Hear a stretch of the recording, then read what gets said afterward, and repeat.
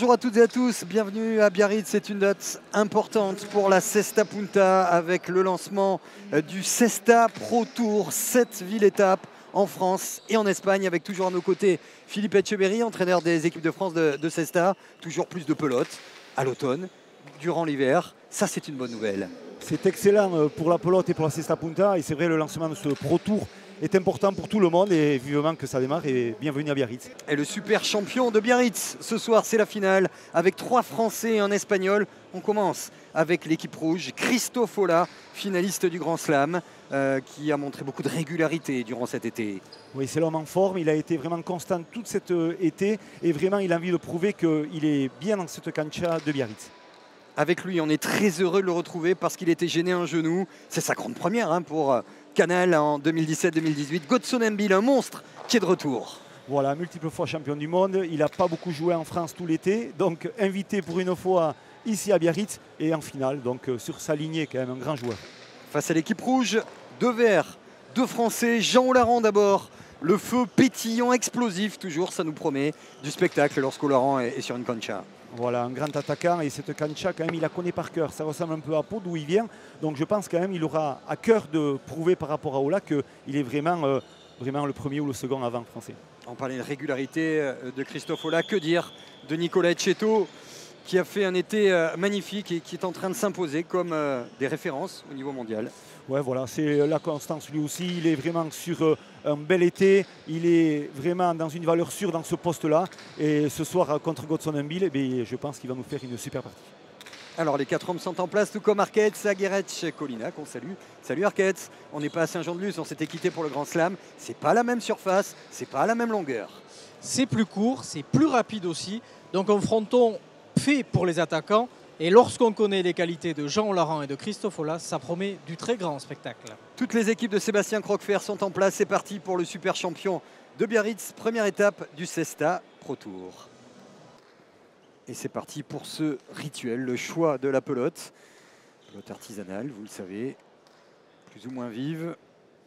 Et sur cette terre de jeu qu'on vous décrit comme rapide, est-ce qu'on va choisir la vitesse? C'est possible, en tout cas on a la chance d'avoir 4 joueurs et on a eu la confirmation tout à l'heure de la bouche de Christophe Ola qui aime jouer sur une surface rapide. Ça, c'est bon signe. Exactement, il a la facilité d'accélération déjà dans son geste, mais surtout cette longueur lui va très très bien dans son jeu. Allez, c'est parti. Le premier point de cette finale du super champion de Biarritz et le lancement du Cesta Pro Tour autour de Michel Billac et de toutes ses équipes. Les meilleures finales seront en multidiffusion sur Canal.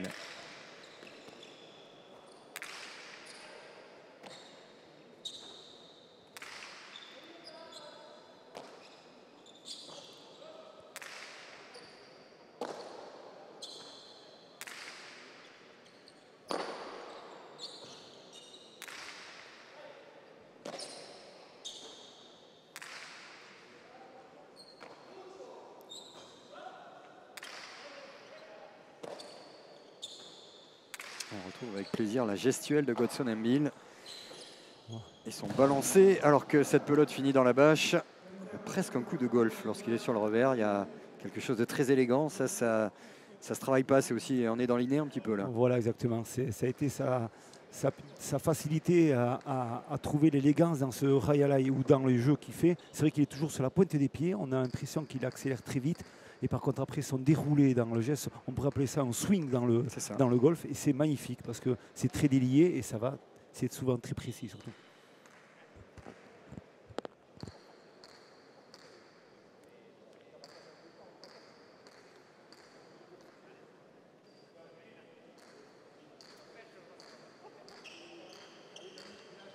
Godson Mbil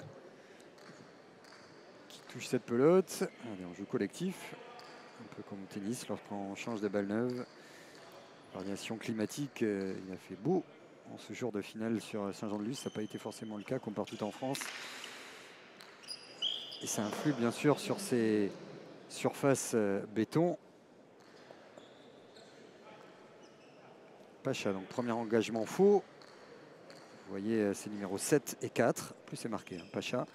Même si vous ne lisez pas l'espagnol, tant pis pour vous.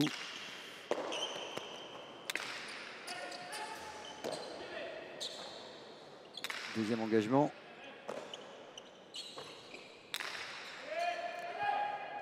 Ah, bien tapé. Ouais, là c'était dur contre le mur du fond, malgré son expérience et l'envergure de Godson Mbil.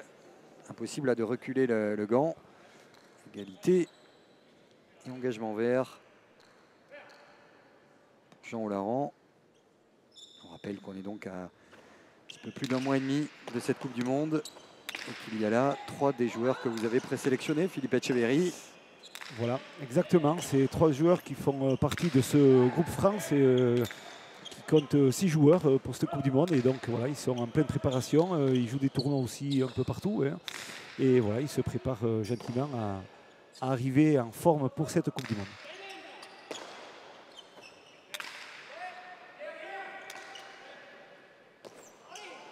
Voilà, là c'était dur. Effectivement, surface rapide dit aussi effet décuplé lorsque la pelote touche le sol.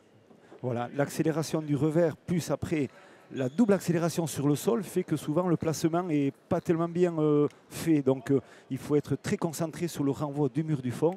Et souvent, quand on n'a pas joué depuis un petit moment sur des surfaces rapides, le départ est toujours un peu plus dur à faire et à trouver des repères.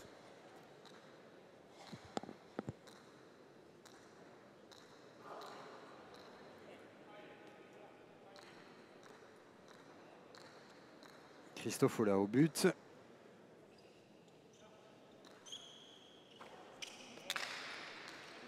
On a changé d'air de jeu, mais les règles sont toujours les mêmes. Hein. C'est à 2 contre 2. Il faut renvoyer sur le mur de frappe. Celui-ci. On vous redonnera petit à petit ces règles pour ceux qui découvrent. Cette cesta punta.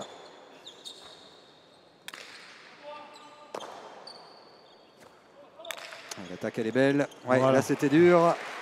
Mais là, on reconnaît l'attaquant hors pair qui, lorsqu'il a l'ouverture, ne se pose pas de questions. Il fallait attaquer de la droite, il l'a fait. Voilà, il est un peu loin, pourtant il est numéro 9, mais là il voit l'ouverture à l'intérieur et il déclenche un raderé par-dessus au niveau du côté. Et là c'est super bien tapé et le point. Arquette du bord de l'aire de jeu, premières impressions sur ces 4 premiers points.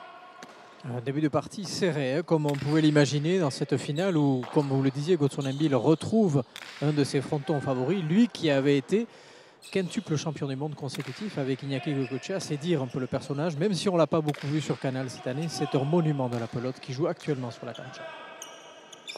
Ah, là c'était dur en reculant. On vous parle d'une surface rapide.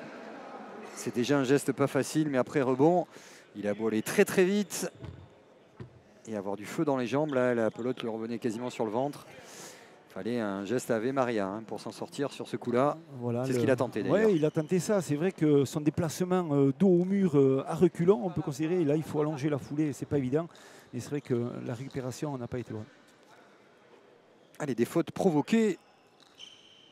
Les points francs beaux vont arriver parce qu'il y a des attaquants. Des joueurs qui sont, pour les 3 Français, heureux d'être sélectionnés, heureux d'être en finale de ce super champion de Biarritz. Et puis Godson Mbil, on en a parlé. Le voici Godson. Qui risque lui aussi d'être candidat à la Coupe du Monde avec l'équipe d'Espagne. Si c'est moi, je le sélectionne jusqu'à 50-50. Et peut-être avec Mikel Eguiguren qui actuellement se trouve à quelques encablures de là où je me trouve, très attentif sur cette finale, lui qui l'a perdu en demi-finale.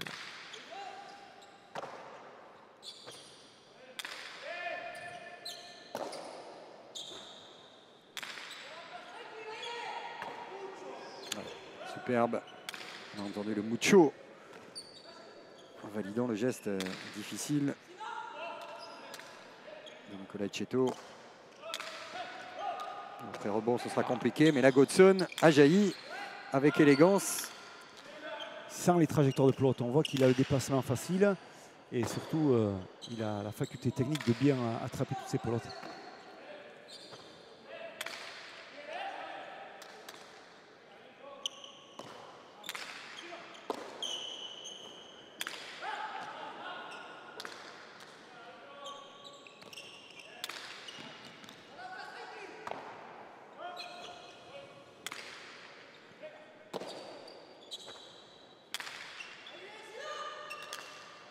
Bien parlé. Ouais, il a parlé, Dommage. mais derrière, c'était compliqué, c'est arrivé vite. Alors, est-ce qu'il faut varier un petit peu pour ceux qui découvrent et puis ceux qui aiment également la pelote? Est-ce qu'il faut varier sur ce genre de surface plus rapide, sa gestuelle Oui. au moment de la frappe? Est-ce qu'il faut changer le poignet? Qu'est-ce qu'il faut faire concrètement? Exactement, comme la surface est rapide et le mur est très rapide ici à Biarritz, donc ça va très très vite. Donc c'est vrai que dans la gestuelle, au moment du déclenchement du geste, souvent on a tendance à s'accompagner au niveau du poignet pour essayer de changer un peu les trajectoires. Et c'est vrai que c'est ce qu'a voulu faire Jean Olara sur les rebottes. Il a voulu chercher de la hauteur, donc il a ouvert un peu plus son poignet. Malheureusement, c'est parti sur la partie haute et c'est faux. Mais il faut chercher ça, c'est la variation des coups par bien sûr la gestuelle.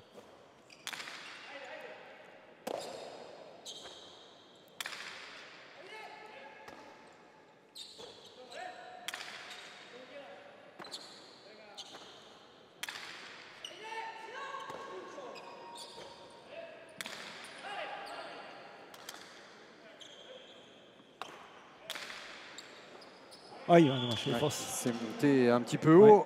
Il avait tout mis sur ce coup-là. Christophe Ola, une belle gifle de la droite.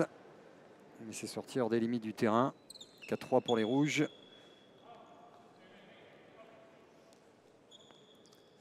On essaye d'éviter de donner le jeu aux avants. On voit autant Ola qu'Olaran essayent de s'éviter. Donc ils essayent d'aller rebote, de renvoyer la botte un peu haute pour éviter de lancer une attaque. Donc c'est pour ça des fois il y a une prise de risque qui est importante. Un nouvel engagement qui n'est pas bon. Deuxième chance donc. Pour le Palois Jean Olaran.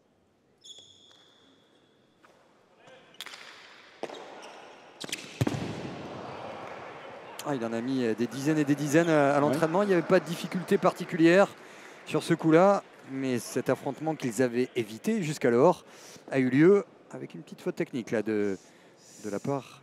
C'est un peu rapide. On voit le déclenchement. Là, il va peut-être un peu trop vite sur ce qu'il veut faire. Et voilà, ça descend un peu vers le bas par rapport à cette ligne horizontale hein, qu'on voit là, cette ligne blanche.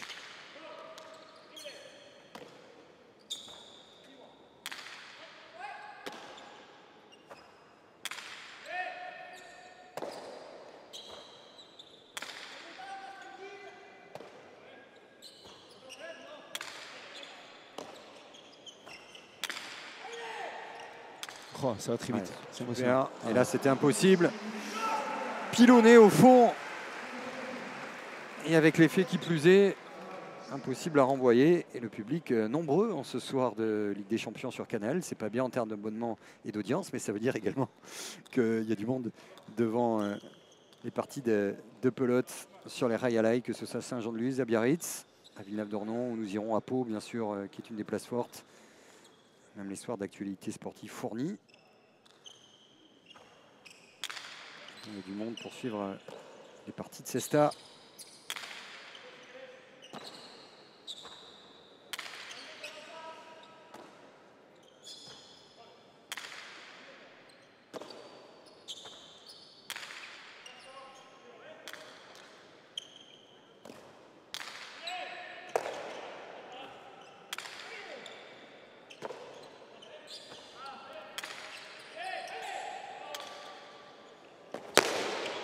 Ouais, ça c'est bien joué, ça offre une super rappel d'attaque à Jean Olaran.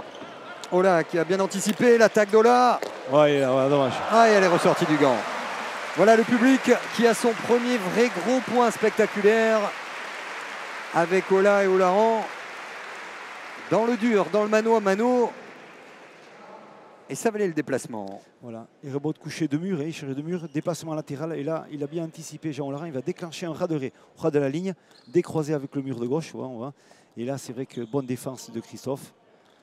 Et ce qu'il fait, c'est super. Hein. Beau ras de raie, mais l'anticipation est parfaite de Nicolas Tieto. Mais la pelote, elle a de l'effet. Elle touche le mur de gauche, c'est toujours délicat dans la réception. Et elle ressort du Stera, donc c'est faux.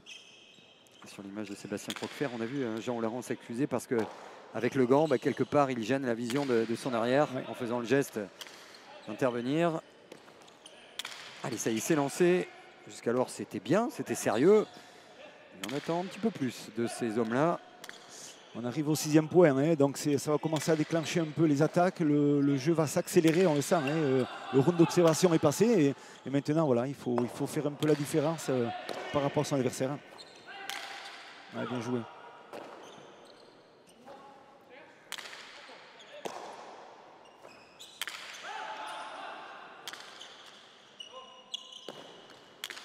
Attaquant de mur. Ah, c'est du pain béni pour Olaran. Ce carambolage n'a pas été victorieux.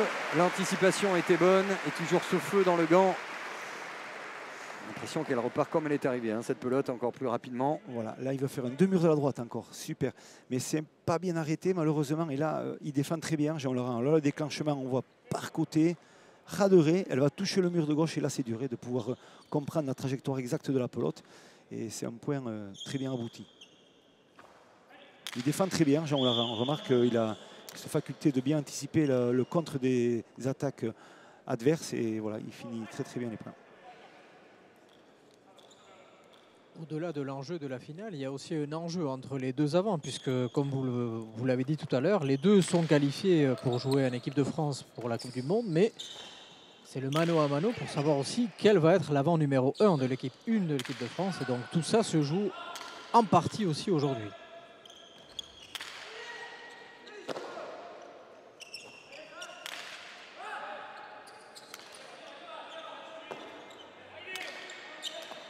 Ouais, là c'était difficile, il l'a touché du bout du gant. Il est tellement mort de faim, il va sur toutes les pelotes et sur celle-ci qui tombait sur son pied d'appui, c'était pratiquement injouable. Est-ce qu'on peut lui reprocher d'y aller? Non, c'est le jeu. C'est obligatoire. Ce qu'il fait là, c'est la trajectoire. Il va venir couper la trajectoire vers l'intérieur. Il va attraper un drop. C'est très dur, ça vient très vite. Et la pelote, elle est montante et on voit, et c'est imprenable. Si lui, il n'a pas, son arrière ne l'aura pas non plus. Donc il n'y a pas le choix. Mais les rebots étaient très bien ajustés de Christophe Ola. On le voit, il excelle assez dans cette pratique-là de les rebots. Il est très bon.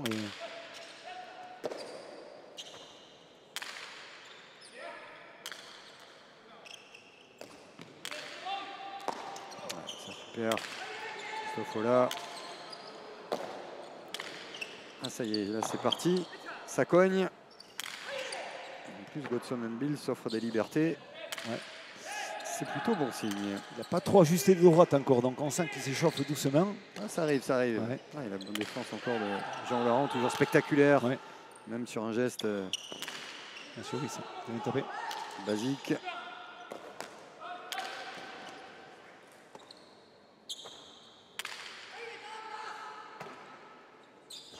Et à mi-parcours de la première manche, Godson Bill fait une très grande impression. Pour l'instant. Voici sa droite, mais quelle défense de Laurent. Il est très bien ajusté, ça derrière, il est là quand même. Hein. Là, il faut qu'il aille botter corridor.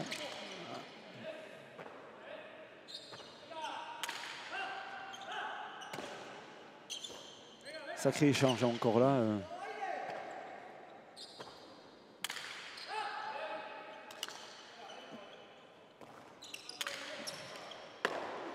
Bien joué. Recetto lui aussi au 7.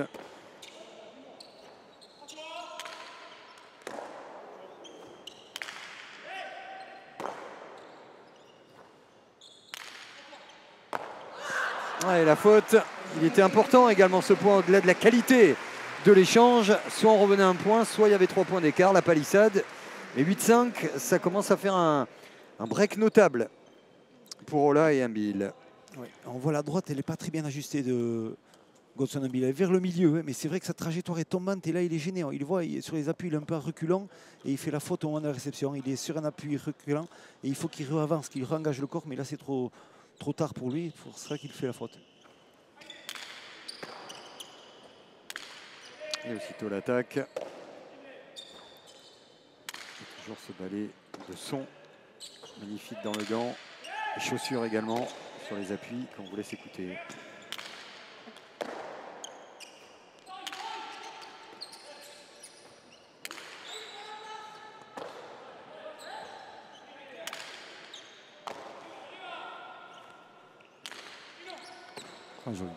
Voilà, contre le mur, le Cabrito à Séville, ouais. Le petit Cabri. Ça joue très bien quand même. On voit qu'on a passé un cap depuis le 6e point, ça a accéléré cette technique.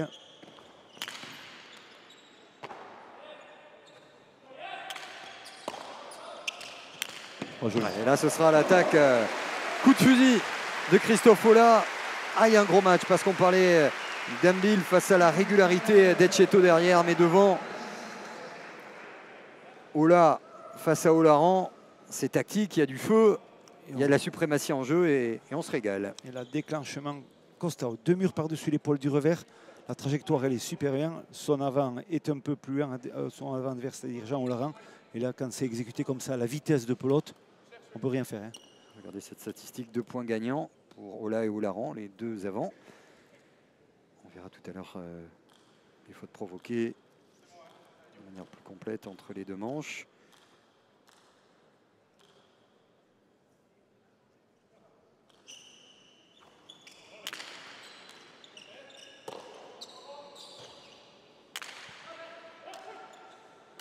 Allez, là, Lobé, Hudson Ambil et le gant levé de Jean Olaran pour valider le coup d'Etcheto.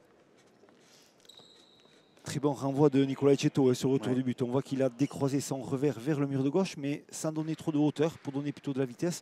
Et c'est vrai que l'impact au mur du fond a fait une pelote plongeante. Ça, c'est des heures d'entraînement, je peux vous dire, pour arriver à le faire. Donc, C'est important de le dire parce que là, c'est Oui. pas un coup, non, juste un effet malheureux Non, ou un coup heureux. Voilà. c'est un ajustement de jeu. C'est-à-dire Ouais. que quand on a un retour du but, il y a un axe de jeu qui est ouvert. C'est-à-dire que comme l'engagement se fait de la droite et le mur est à gauche, souvent quand le renvoi vient du mur du fond, on n'a pas le temps souvent de venir couper la trajectoire. Donc si c'est un revers tendu qui vient au numéro 9, 8, 9, souvent c'est très délicat. C'est tendu fort, l'impact au mur du fond est tombant sur la suite. Donc ça, c'est de l'entraînement et de la vision de jeu.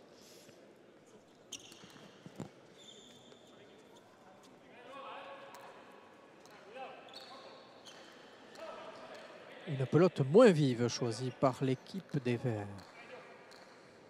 Distancé, du mal à revenir au score. Peut-être la solution.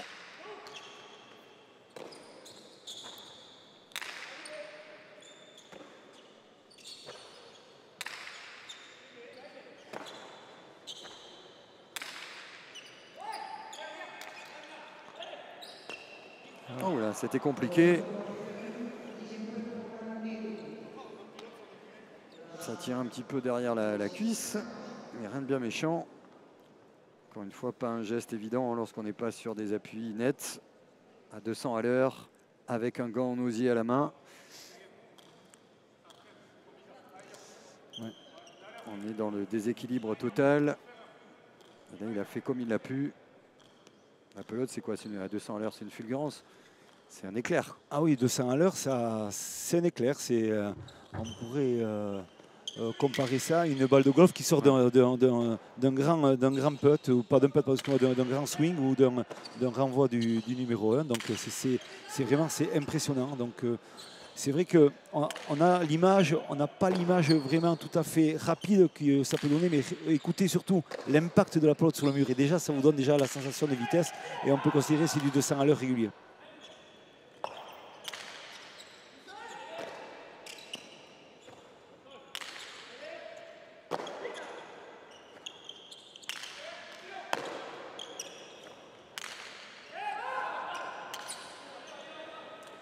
Voilà, ce sera impossible. Un point préparé magnifiquement. Comment mettre en difficulté l'équipe adverse? La tape amicale de Jean Olaran à son partenaire de l'équipe de France, Christophe Ola, et Nicolas Etcheto aussi qui est venu derrière les deux. Parce que c'était pas facile. Il y a vraiment cette stratégie, c'est ce qu'on adore dans ce sport-là, hein, la capacité à dérégler l'équilibre. Ouais, la variation des coups fait que l'équipe peut se déséquilibrer, comme vous dites, vous employez bien le mot. C'est vrai que c'est tout l'art de ce jeu-là, c'est à vitesse plus trajectoire de pelote qui déséquilibre un peu le jeu.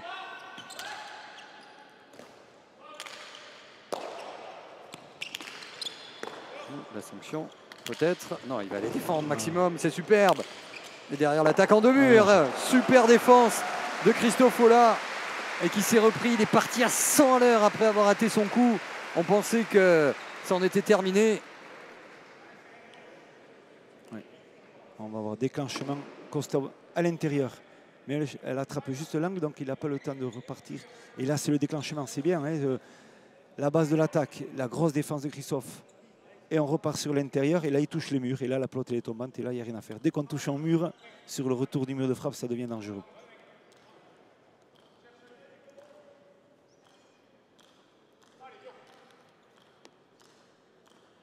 La deuxième cortada de Christophe Ola, menée aussi d'une défense pleine de fougue, plein de caractère également hein, pour récupérer le coup moyen.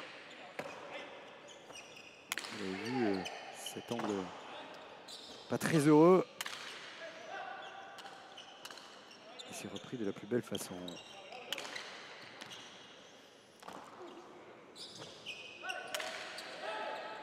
Voilà, Godson Mine qui varie le jeu. Il laisse dommage, la main mise à Christophe Ola et pour faire des variations de coups, on le voit au retour de les rebotes. Là, il s'est trompé, il a voulu faire un demi-mur, mais la pelote restait un peu trop bloquée sur le Schistera, malheureusement. Et là, il s'en veut, on voit qu'il râle. Alors, les petits points que vous voyez sur le mur de gauche, ce ne sont pas des étoiles, il n'y a rien de stellaire. C'est juste l'impact des pelotes sur un mur noir. C'est vrai que ça donne un côté un petit peu magique et majestueux à ce Royal Eye de Biarritz pour cette finale du Super Champion. L'un des tournois qu'on va vous diffuser dans ce Cesta Pro Tour qui débute aujourd'hui à Biarritz. Oh, il est allé haut, très très haut en extension. Et Serral du côté de Nicolas Chetto, Arquette. Il s'en veut depuis plusieurs points puisqu'ils n'arrivent pas à trouver la faille des rouges. Christophe Ola qui fait une partie sérieuse comme il avait fait en demi-finale, de l'aveu même de David Mainviel qui l'a battu en demi-finale. Pourtant, vainqueur du Gant d'Or, Christophe Ola avait surnagé la demi-finale et pour l'instant, il prend un petit peu le dessus sur Jean Laurent. Et que dire de Godson Mbill qui n'a toujours pas fait de faute depuis l'entame de la partie.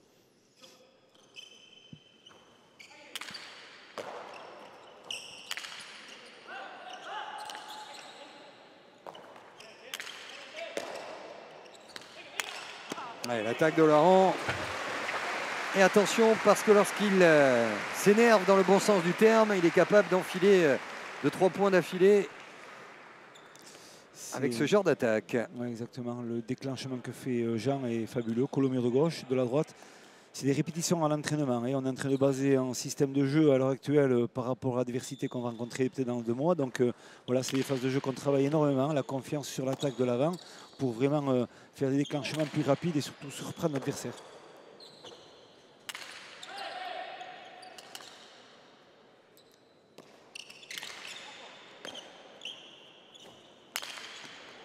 Allez, regardez, on vous l'a dit, lorsqu'il va buter comme ça en courant ou presque, il y a 2 solutions. Soit derrière il explose, soit il met 3-4 points. C'est du haut Laurent, tout craché.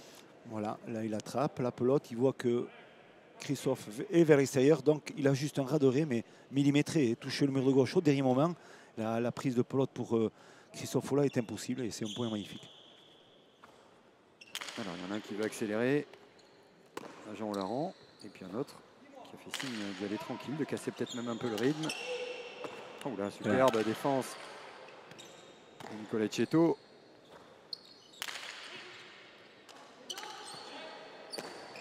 Deuxième droite, oui, ils sont gênés, on voit, attention.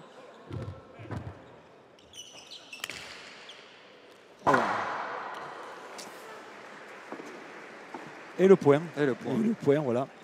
Quand on ne donne pas de hauteur, il s'excuse. Hein. Quand on ne donne pas de hauteur comme ça, c'est vrai que si ça touche l'angle, la trajectoire change complètement. Il veut jouer où au départ là sur ce coup-là? Il veut essayer de taper un coup tendu, mais bloqué sur le mur de gauche complètement pour qu'elle glisse complètement. Mais on voit qu'elle à la sortie du terrain, ça ouvre un peu trop et donc ça touche l'angle. Mais l'angle avec très peu de hauteur fait que la pelote reste à l'intérieur du jeu. 13-10 à 2 points de la première manche. Christophe Ola, Godson Mbill, pour l'instant plus régulier.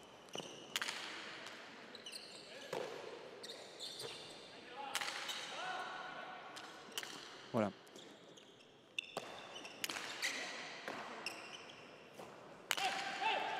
Ouais, ça a fusé là aussi du gant de Jean de Olaran qui vient d'aligner 3 points de suite ou presque.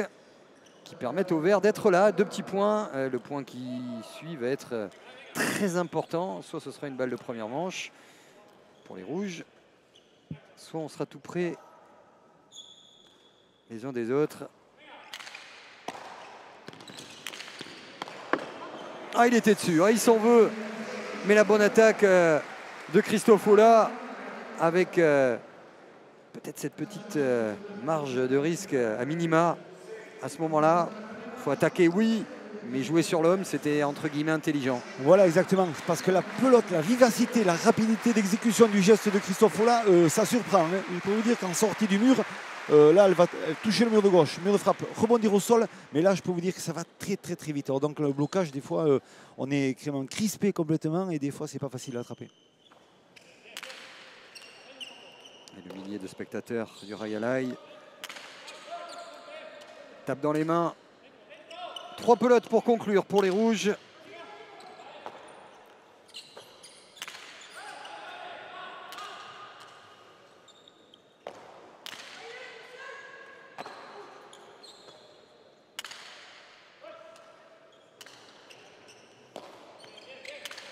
C'est super ce que fait Christophe Olah ce soir. Et il est juste dans ses rebots. Il ne s'est pas trop trompé. Vraiment, il fait une grosse partie.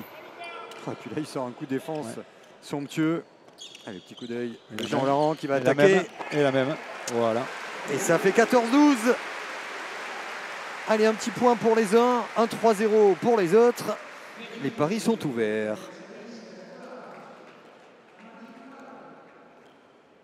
Voilà, il va chercher droit devant lui. Et la pelote, avec la rotation un peu des épaules, va vers le mur de gauche et c'est très très bien exécuté. Il y a de belles oppositions de style ce soir entre un Christophe Olah complet, tactique, agressif et Laurent de la dynamique.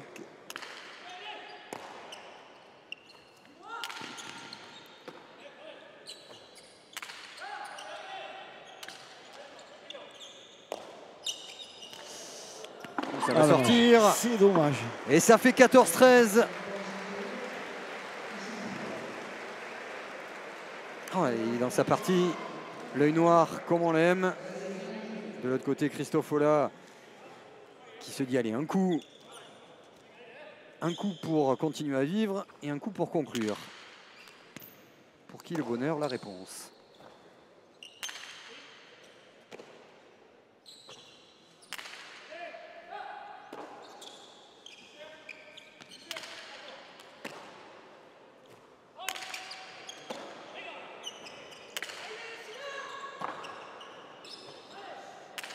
On l'a bien tapé, c'est là aussi.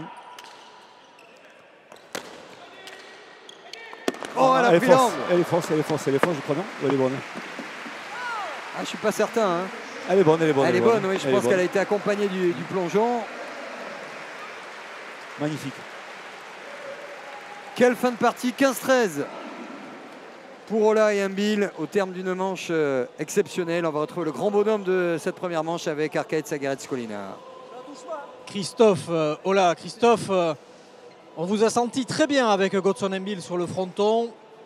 Très belle cohésion et somme toute une victoire assez logique puisque vous avez mené tout le long de cette première manche. Oui, mais bon, quand même, on a laissé du jus là ce soir. Mais bon, voilà, c'est une partie qui a commencé sur un bon tempo. Les 4 joueurs, on est bien sur cette cancha. Maintenant, avec Godson, voilà, on a mis une tactique en jeu d'entrée. Voilà, maintenant, il va falloir continuer parce qu'en face, ça joue bien. On va voir maintenant cette deuxième manche, il faut qu'on reprenne dès le départ. Merci beaucoup. Première manche équilibrée en termes de points, en termes d'attaque, avec oui des temps, peut-être plus de régularité du côté de Christophe Olah, sans faute ou presque de Godson Imbil, mais qui ne doit surtout pas masquer la grosse partie encore de Nicolas Etcheto parce que on s'aperçoit vraiment qu'il y a un équilibre de qualité dans ces chiffres-là. 9 points gagnants pour Laurent, mais c'était pour courir après le score. Arquette avec un des monuments de la pelote pour le lancement du Pro Cesta Pro Tour. Eh bien oui, vous l'avez deviné, Eric Irastorza. Eric, on parlait du Pro Tour, donc cette nouvelle grande aventure dont vous êtes l'un des ambassadeurs, j'imagine que vous devez être heureux. Oui, très heureux et je pense que tous les joueurs sont très heureux. Je crois que c'est une bonne opportunité pour nous de jouer notre sport ici et sur différents tournois frontons avec justement Canal. Donc pour nous, c'est une très grande opportunité. Ouais. Petite question plus personnelle, puisque vous êtes aussi peut-être le chef de file du vestiaire de l'équipe de France qui va jouer justement le championnat du monde fin octobre ici, toujours sur Canal. Une motivation supplémentaire quand on joue à la maison? Oui, toujours. Et puis je crois qu'on a un bon groupe. Donc vous pouvez voir même ce soir que voilà, il y a 3 joueurs qui jouent très bien à la pelote. Et je crois que ça fait plaisir de se retrouver entre Français, de pouvoir défendre la France ici, justement devant notre public. Donc c'est toujours un plaisir de jouer ici et de continuer justement aussi avec le Pro Tour pour donner à la Cesta Punta un élan de vigueur. Vous l'aurez compris, Eric Rastorza qui va jouer sur tous les tableaux. Pro Tour, championnat du monde, il sera partout et on sera avec lui. Merci Eric. Ah, il a tout dit, Eric Rastorza, qu'on retrouvera bien sûr de Pau à Osgore en passant par Villeneuve-d'Ornon, à Guernica aussi, lieu mythique de la Cesta Punta où nous serons au mois de novembre. Les parties que vous suiviez jusqu'à maintenant, c'était plutôt du mois de mars jusqu'au début septembre. Eh bien, si on accepte un mois de relâche pour le reste de la Cesta tout au long de l'hiver, de l'automne et avec les meilleurs de la spécialité qui plus est. On va se régaler et c'est déjà quand même bien parti ce soir. Messieurs, je peux vous assurer que Jean Laurent est rentré très revanchard dans cette deuxième manche puisque à la fin de la première manche, il s'est approché du juge assez fâché en disant qu'il n'avait pas touché la dernière pelote. Et heureusement pour Christophe Ola, elle a été jugée touchée par Olaran, sinon ça aurait été un 14 partout puisque la pelote d'Ola était fausse. Attention donc, retour d'Olaran.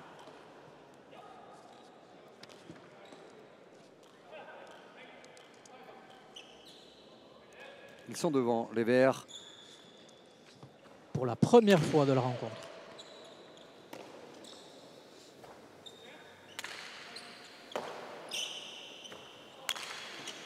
Oui, et là, un Olaran fâché, ça peut donner ça. Il avait déjà fini très fort après une partie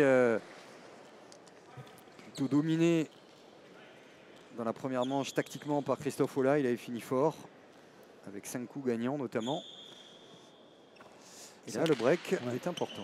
Il fait des points sur un axe de jeu quand même assez simplissime, mais efficace. C'est-à-dire le ras de raie, la cortada de la droite vers le mur de gauche, c'est un axe de jeu qui, on dit, ça gaspille rien dans le jeu. C'est-à-dire que si l'adversaire va attraper la pelote, il pourra simplement la renvoyer au fond. Il va rarement faire un déclenchement d'attaque. Donc ce qu'il fait là, il le fait très bien et c'est très efficace pour son équipe. Attention, on avait pris l'angle. Et encore cette fameuse attaque.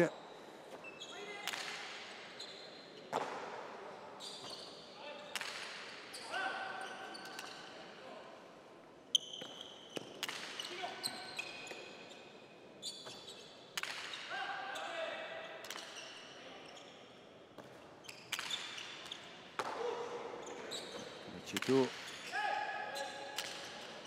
en anticipation. Et là, c'est encore gagnant. Début de deuxième manche à sens unique sur les pas d'un Olaran qui voit l'ouverture et qui conclut. À la fois extrêmement motivé, décidé, revanchard, c'est sûr, mais surtout efficace. Et on aime bien lorsqu'il est à ce niveau-là. C'est-à-dire à la fois dans le rouge, en termes mental, mais sans aller au-delà. Ouais, quelle montée encore là de Godson Mbil. Et Cheto.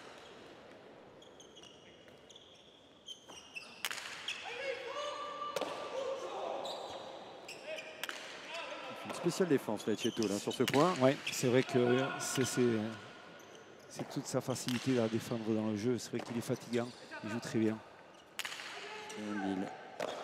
Et il en a 20 qui en ce moment qui est sur notre planète. Et il attaque toutes les pelotes, il attaque parfaitement, il est très offensif. On va le voir là aussi. Ouais. Et voilà. grosse défense. Mais, Ouais, il mais peut là, faire il a un shot. réussi, Ouais. il s'appuie naturellement sur le filet, pas de faute donc. Allez, pour conclure, peut-être ici. Voilà. Ouais, Très c'est bien joué. fait. Et c'est ressorti du gant.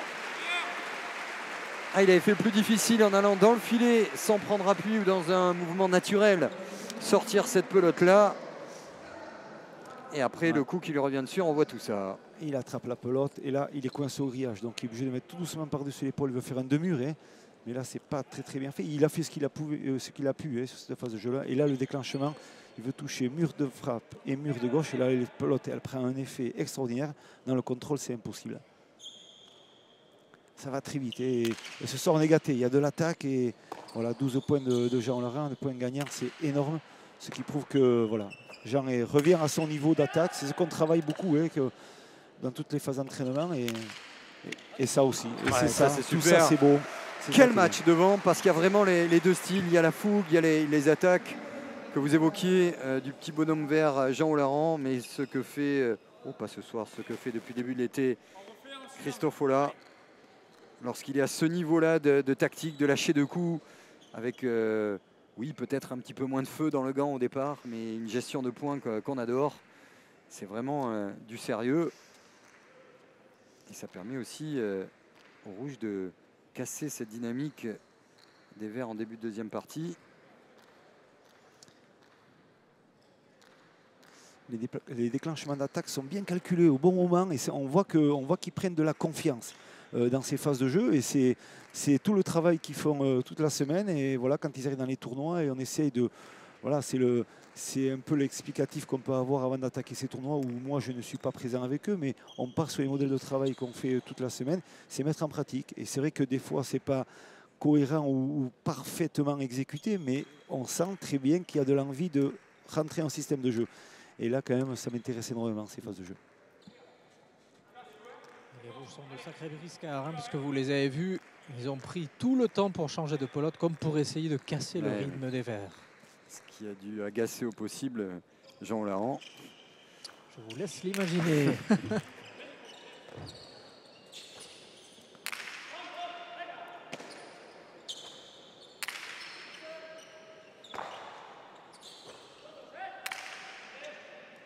Vous voyez une pelote beaucoup moins vive. Hein.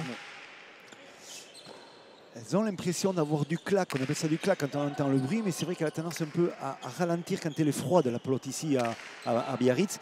Mais attention, dans 2 ou 3 points, elle va devenir très vive. Elle aura du rebond énorme.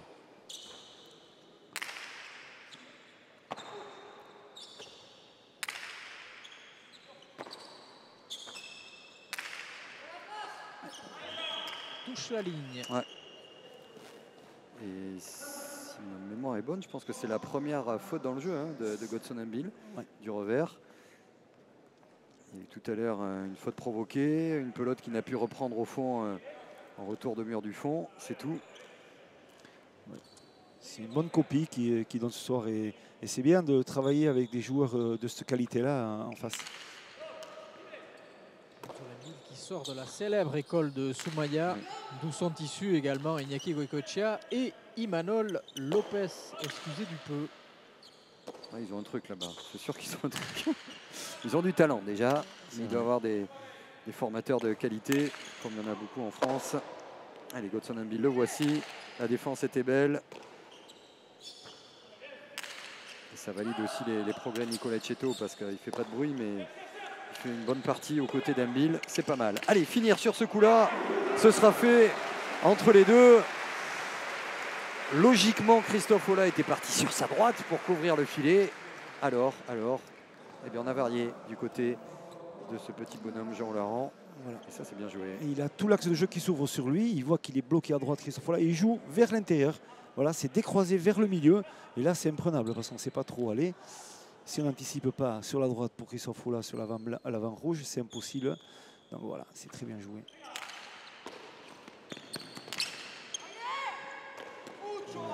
Super Chetto. Très belle droite jaune.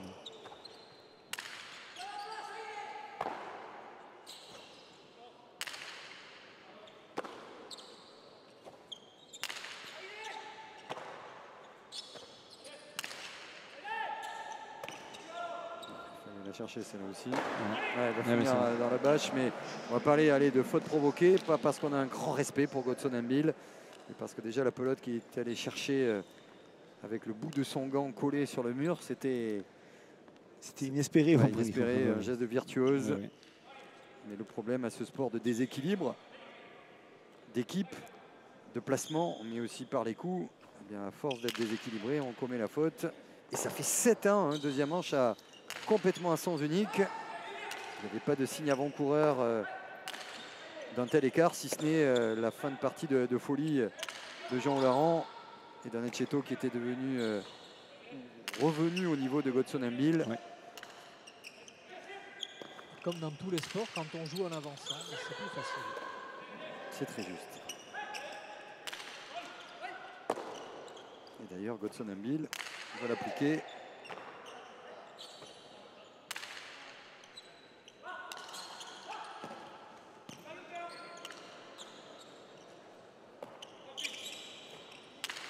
Allez, on varie un peu. Et ce sera faux. L'idée était là. Varier les attaques, jouer au fond. Par rapport au placement de l'équipe adverse, ça semblait logique à la tournée. Ouais, ouais. Faire tourner la pelote en touchant le mur de frappe et mur de gauche en suivant pour chercher l'extérieur de la cancha vers l'arrière droit. Et effectivement, là, il a donné un peu trop de vitesse à cette pelote. Elle s'est échappée, elle est partie en dehors des limites.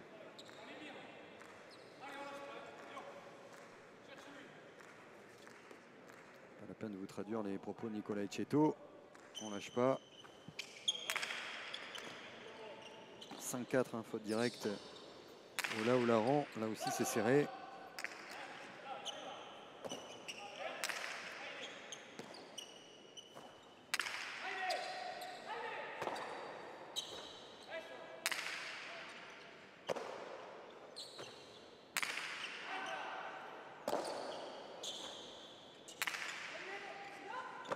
Ah, joli.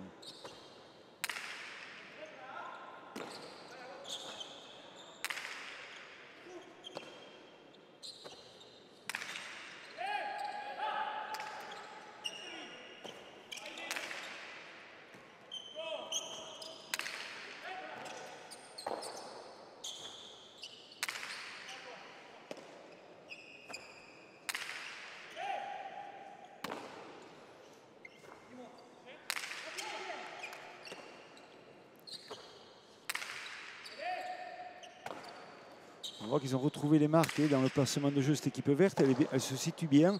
Elle est bien coordonnée dans ses phases d'attaque ou dans ses phases de préparation de points. Et elle gêne énormément cette équipe rouge. Un point qui n'en finit plus. Et la faute aux bonnes défenses. On attend l'ouverture. Voilà. Ou la faute provoquée, c'est celle de Christophe Ola. Obligé de reculer, il était au 11 là pour jouer ce coup-là. Ouais, c'est ça. Il a le déplacement de jeu de Nicolas Etcheto qui fait reculer énormément Christophe Ola parce qu'il voit que le jeu se déplace. Et là, quand même, quand on est si loin pour un avant, ça devient compliqué.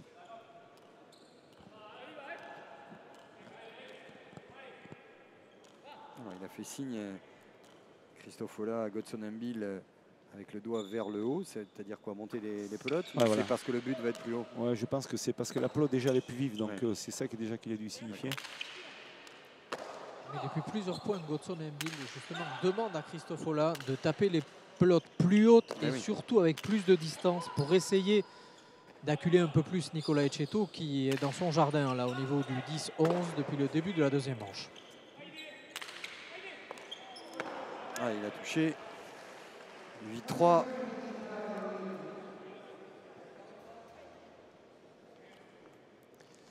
Et ces deux joueurs, Christophe Ola et Jean Laurent, vont se retrouver encore une fois de plus vendredi en finale à Soumaya du Master de Soumaya. Donc voilà, ils vont enchaîner encore une partie de plus avec comme coéquipier Xavier Enza pour Jean Olaran et pour Christophe Ola, la grande star Lopez dans son village, dans sa ville. Donc voilà, donc il y a une grosse partie pour eux encore vendredi, semaine très compliquée. Et voilà, tant mieux, ça prouve qu'ils sont en grande forme ces joueurs-là en ce moment. Semaine chargée pour les sélectionneurs. Oui, aussi. Ouais.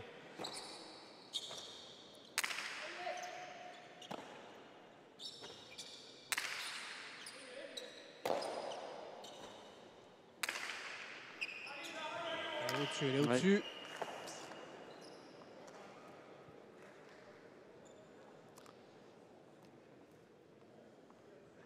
Toujours cette avance très nette. Ce départ canon, 4-0, puis 4-1.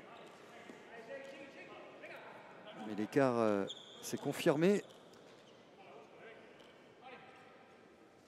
Une physionomie complètement différente de la première manche.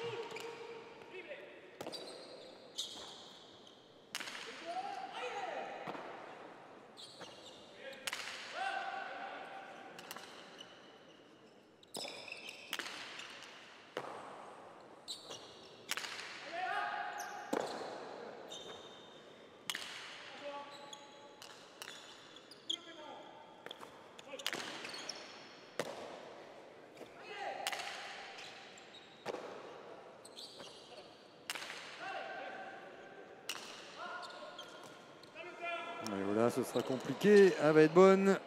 Il va avec gourmandise pour terminer. Et c'est fini. Mes points provoqués par les coups de boutoir de Necchetto. Qui fait une grosse deuxième manche. Hein. Ah, exactement, cette équipe verte s'est remise dans le bain, mais en suivant le début de première marche, c'est vrai que l'envie de Jeanne de terminer les points, d'oser, de faire des choses, a mis vraiment Nicolas Necchetto vraiment sur un nuage. Et on voit que cette équipe, elle est très sereine, elle est facile sur le fronton, elle domine complètement. Et Christophe Folin ne peut plus faire ce qu'il faisait en début de manche. Il n'a plus l'épaulade de première marche. Pardon. Donc là, ça change complètement la physionomie de la partie.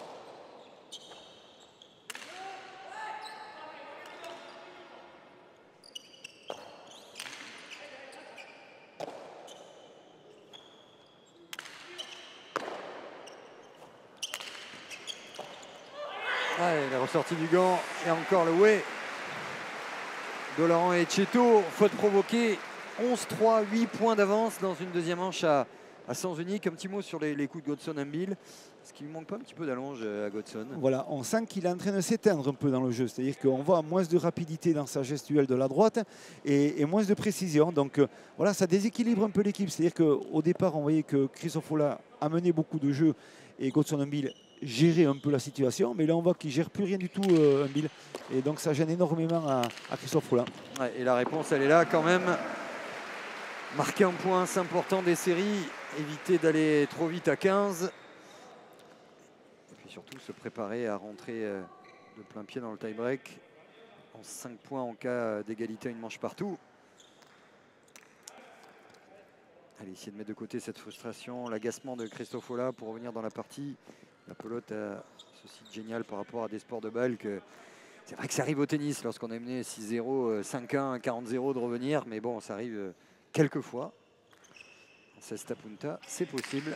Oui. Il suffit juste de serrer le jeu, de marquer 2-3 points. Ça peut le faire, comme vous dites, Xavier, ouais. C'est vrai.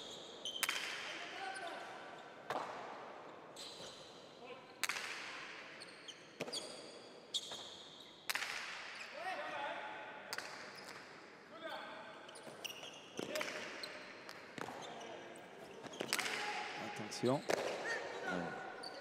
Bien tapé. Super bien. Ça c'est superbe, le gant levé au bon moment même. Du coup, Jean-Laurent a levé le gant. Et Necchetto est en train de croquer Godson-Embiid sur cette deuxième manche, physiquement, mais même tactiquement et dans le placement. On l'a évoqué avec Arquette. On le sent aussi, Arquette très très affûté. Mais ça, c'est pas la découverte de la soirée.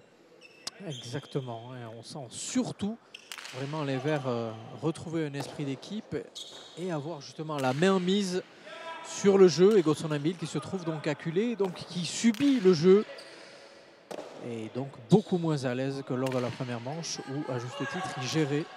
Et là il est obligé de se donner plus que les autres et il y a le poids de l'âge aussi qui compte là-dedans. L'attaque elle est superbe.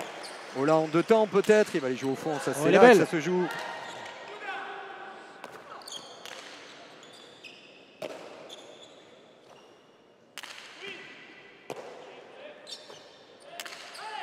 Il se jette comme un mort de faim, Nicolas Etcheto dans cette pelote. Allez, Oularan pour conclure. Un point très spectaculaire, c'est fait. Il est arrivé à fond dans le filet. Christophe Ola, mais n'a rien pu. Point disputé, acharné même, et conclu par cette attaque gagnante. Voilà, super de mur de la droite de Jean Oularan. Et je pense que ça doit ravir un peu mon adjoint, Didier Lopez aussi, parce que c'est les heures d'entraînement qu'on passe à tous ces déclenchements de jeu, c'est travailler, mais retravailler et surtravailler. Et voilà, pour peut-être 2, 3, 4 phases de jeu qui doivent arriver dans une partie, mais il faut savoir le faire et il faut le déclencher. Et c'est en ce moment, Jean le fait parfaitement et Christophe aussi. Donc voilà, ils sont sur la dynamique et ils sont en train de piger un système de jeu. En termes d'attaque en 2 murs, le carambolage, égalité parfaite entre les deux hommes.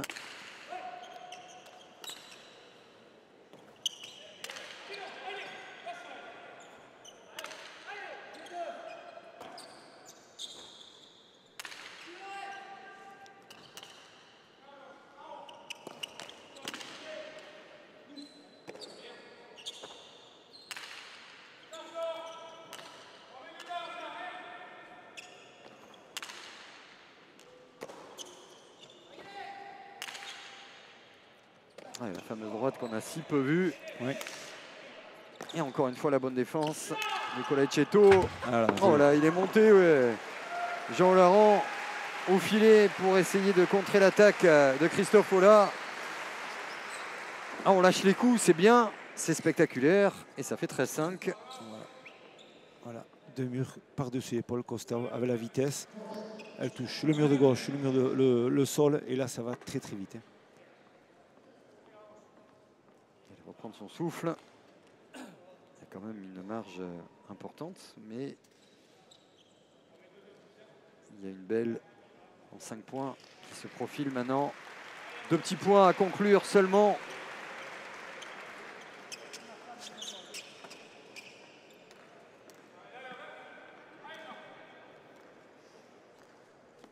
Vous entendez vocalement le 4e commentateur de la soirée, Nicolas Etcheto, très présent. On sent le meneur d'homme. Hein. Il est là. Et c'est peut-être aussi que Jean Oularan a parfois, au-delà de ses grandes qualités, des petits moments d'absence liés à cette explosivité émotionnelle permanente chez lui. Exactement. Il sait diriger, Nicolas. C'est un meneur d'homme, un meneur d'équipe. Et autant sur le fronton qu'en dehors du fronton aussi. C'est une bonne personne, donc voilà, et ils se connaissent bien. Avec Jean, ils ont passé l'hiver ensemble au Mexique, à Mexico, donc voilà, la complicité aussi de l'hiver fait que quand on se retrouve sur un Rayalay à jouer ensemble, il y a des choses qui reviennent avec l'envie collective de faire les choses.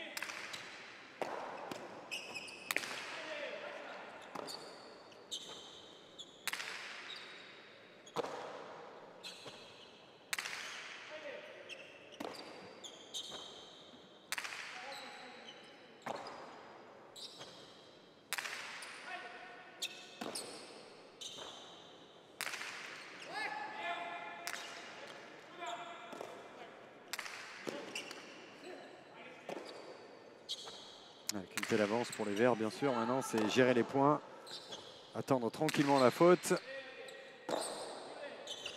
Alors que de l'autre côté, on veut lancer une série.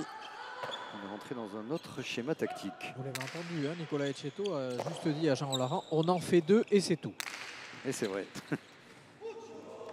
Ouais, après rebond. Il est bien tapé, ça.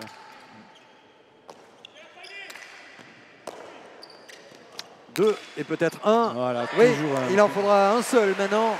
Même s'il s'en veut, Christophe Ola, de ne pas avoir fermé un peu plus. Et c'était sur le coup précédent, non? Oui, exactement, c'est le coup. Voilà, il a eu tendance à ouvrir un peu sur le mur de gauche. Donc ça lui donne des bonnes munitions à Jean Oularan. Et en ce moment, il se régale. Ce qu'il vient d'effectuer là encore, c'est super bien. Radoré, millimétré. Allez, un petit point maintenant. Et Laurent et Chetto ont le droit de disputer la belle.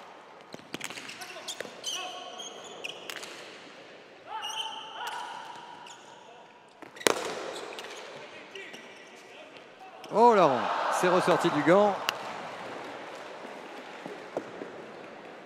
Et ça arrive, ça nous rappelle la difficulté de ce sport-là, parce que lorsque la pelote arrive à 200 à l'heure dans un gant, on ose y incurver.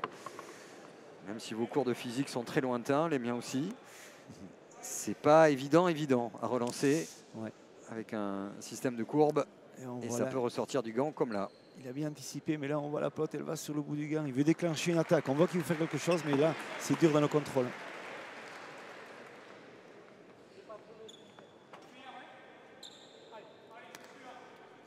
Allez, c'est celui-là.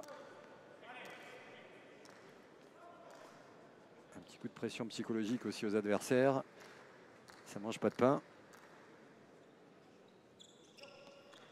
On sent que Nicolas Etcheto a besoin de parler à la fois à son avant, mais aussi à lui-même pour rester centré sur cette finale.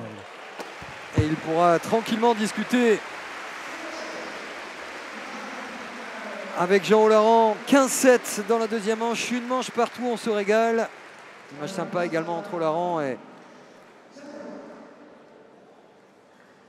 Christophe Ola. Et on retrouve Jean Olaran avec Workets. On est avec Jean Olaran, le zébulon de la Cesta Punta. Vous êtes rentré tambour battant dans la deuxième manche. On vous a senti très revanchard quand vous êtes rentré, peut-être avec en tête le dernier point de la première manche où vous n'étiez pas totalement d'accord avec le juge. Ça a été une motivation supplémentaire? Non, bon, je l'avais touché, donc c'était pour à tout hasard, j'ai demandé, mais bon, ça n'a pas marché. Mais non, mais la première match, moi j'ai très mal commencé jusqu'à 8, 9, j'étais pas du tout. Dès que je faisais un erreur, c'était faux. Heureusement, Nicolas qui tenait la baraque.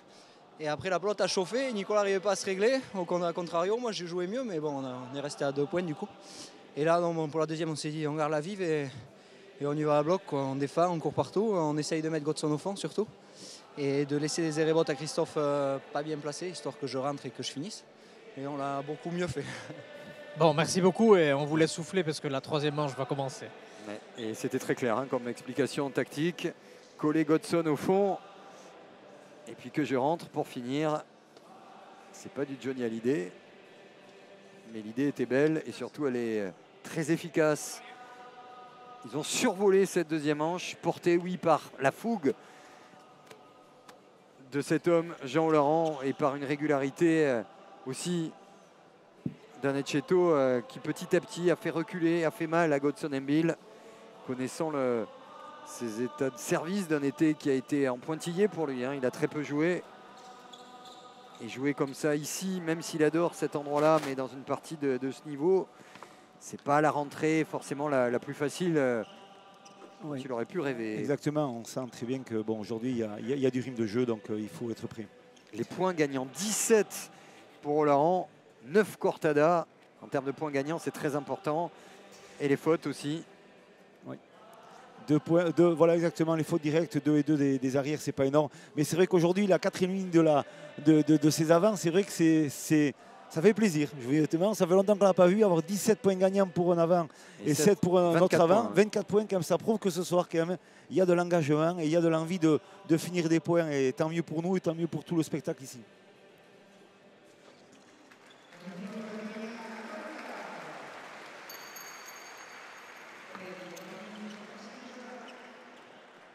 Alors le TOS, dont le nom en Cesta Punta, c'est le Douro. Le Douro. Voilà. Pourquoi? Exactement. On pourra faire un petit cours de le Douro, c'est la pièce, en gros, ouais. C'est ça. Et quand on lance ce Douro qui a 2 couleurs, soit une rouge, en l'occurrence, et un vert ce soir, mais c'est le choix du vainqueur quand ça retourne la pièce du bon côté.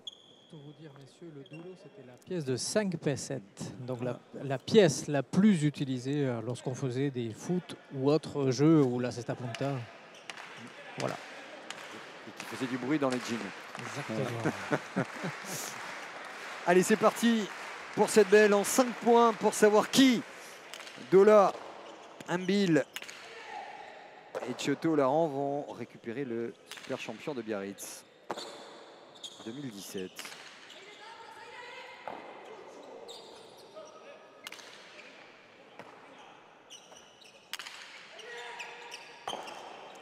Et le premier point est rouge. Le cri de dépit de Nicolas Etcheto. Attention parce qu'un tie-break, ça peut filer très très vite. 5 points. Ah oui, c'est sûr. Ouais. C'est aussi vrai, encore plus vrai ici à la Cesta. Ouais. Et là, c'est vrai, l'accélération de Christophe Folla était fatale. Pour Nicolas Etcheto, ça arrivait très très vite et trajectoire un peu fuyante.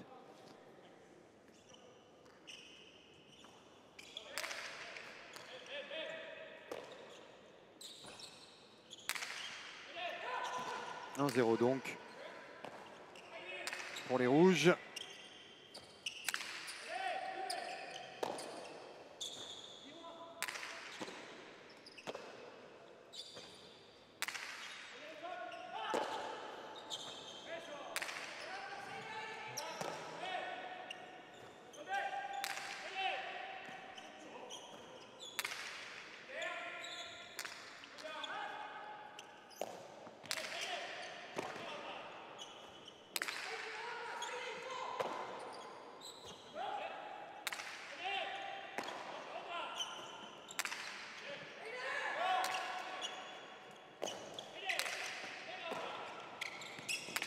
Ola qui va attaquer. Il a fait l'effort. Nicolas Etcheto pour venir vers le 7, chercher cette pelote qui était presque gagnante. Ouais.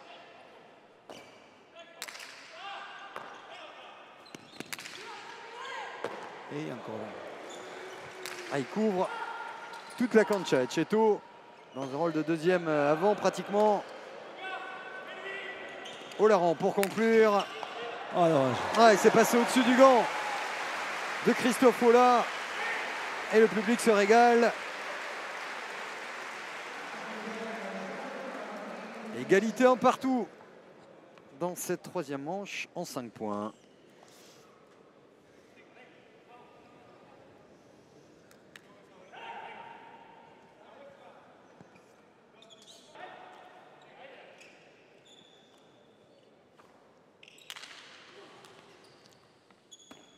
C'est la pelote rapide, c'est la pelote vive.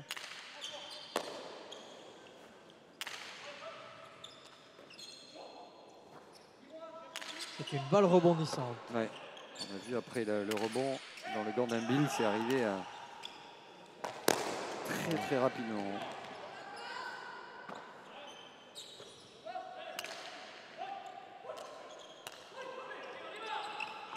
Ouais, là c'était compliqué. Oui, attention, parce qu'il y a un juge arbitre qui a eu chaud aux fesses. Ouais, chaud, et le joueur aussi, c'est passé parce qu'il y a des casques. Il n'y a pas de coque pour le fessier encore. Ouais. Et on rappelle que cette pelote de cuir artisanal lancée à 200 km/h, c'est un caillou. Parce que ça arrive. On connaît pas mal d'entraînements qui ont été écourtés pour des bleus. Des bleus, des hématomes, parce qu'un bleu, c'est quand on tombe et qu'on est à la cour et on s'amuse avec ses copains. Exactement, là ça fait une grosse marque, je peux vous dire, et ça fait très mal.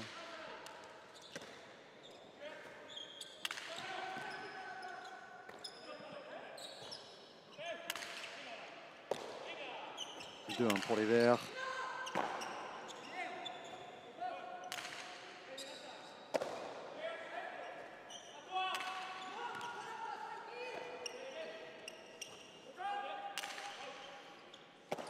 On sent de la tension sur la cancha.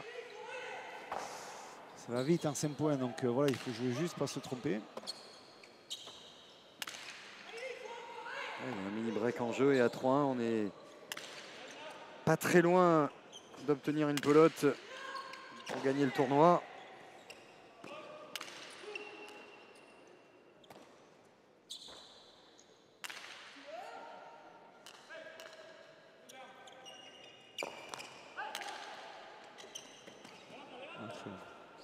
Christophe Folla qui s'est arraché pour la chercher.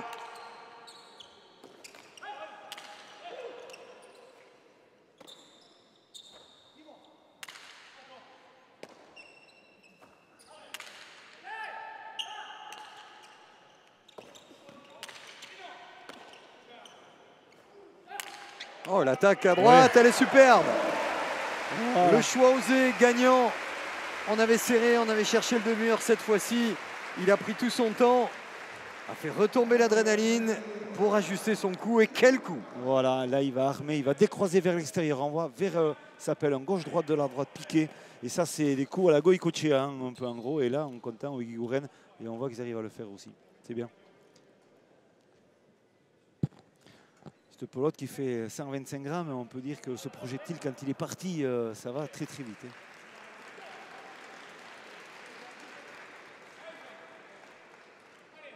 Et le mini-break est fait 3-1.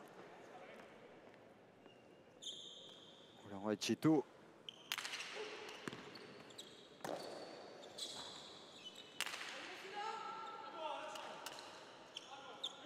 Pour l'instant, le plus régulier. Porté par un nombre impressionnant de coups gagnants de Jean Laurent.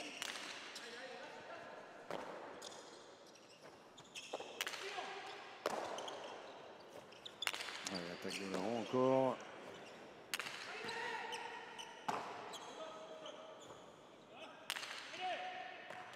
Ouais, la faute de gant de Christophe Olah provoquée aussi par la puissance, ce bruit somptueux sorti du gant de Nicolas Etcheto. 4 pelotes pour conclure. Ouais.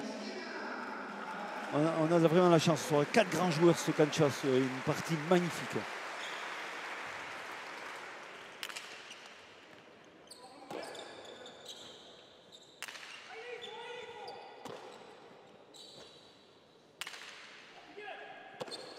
Il faudrait maintenant un miracle pour que les Rouges l'emportent, puisqu'il faudrait qu'ils marquent 4 points consécutifs. Et ce ne sera pas sur ce coup-là, car la pelote a touché la barre métallique, pelote fausse. Et victoire presque logique au regard de la partie. Dolaran et Etcheto, plus de points gagnants, plus de régularité. Ils ont perdu la première manche, mais ils étaient là au coude à coude. Après, ça a été une formalité. 15-7, 5-1 avec un bill un petit peu en dedans. C'est un avis personnel, mais est-ce que vous le partagez? Exactement, la fin de partie est vraiment, même le milieu de deuxième manche, était dur pour Godson Bill. Arquette. Avec le capitaine de l'équipe verte, on vous a vu parler, mes deux compères disaient, on a 4 commentateurs, 3 plus Nicolas Etcheto sur la cancha. On vous a senti booster tout le long de la partie, Jean Laurent. Oui, mais de toute façon, on joue en équipe, il n'y a pas de capitaine, mais bon, voilà, je suis sur la cancha, je suis avalier, c'est une équipe. Hein. Et si j'ai gagné, c'est parce que j'avais Jean avec moi, voilà, c'est un très bon partenaire, un très bon ami. On est content et ouais, j'étais motivé parce que j'ai joué sur quelques demi-finales et ça me tenait à cœur de gagner ce tournoi, voilà, c'est fait. Qu'est-ce qui a fait, selon vous, la différence après avoir perdu la première manche? Je pense qu'on a rattaqué plus fort, on n'avait plus de gaz, plus de dynamisme, on joue en avançant, ils ont commencé à subir un peu plus. Et ça nous a permis d'avoir des pelotes d'attaque, Jean a attaqué très très bien, d'ailleurs il a eu très peu de déchets. Et je pense que ça nous a mis directement dans la manche et voilà, ça a payé, c'est très bien pour aujourd'hui, on est très contents. De bon augure pour le championnat du monde. De bon augure, voilà, maintenant il va falloir continuer à travailler. Et la route est longue, il reste quasiment un mois et demi, presque 2 mois et il faut travailler encore parce qu'il y aura du solide en face. Et voilà, et c'est chez nous, il faut qu'on soit prêt à tenir et à défendre l'équipe de France. Merci beaucoup et à très vite. Ouais, avec Nicolas Etcheto, avec Jean Olaran, avec Christophe Olah, il y aura du costaud également du côté des Français, alors qu'on revoit quelques-unes des belles images de cette partie. Ce Cesta Pro Tour est parfaitement lancé. Prochaine étape, Philippe Etcheberry, ce sera du côté d'Osgore avec les demi-finales et la finale justement de cette Coupe du Monde. On est parti pour se régaler. Merci à toutes les équipes autour de Sébastien Croquefert. On se retrouve très vite. C'est promis, hein, tout l'automne, tout l'hiver, le meilleur de la Cesta Punta sur les antennes de Canal. Bonne soirée, salut à vous. Au revoir, bonsoir.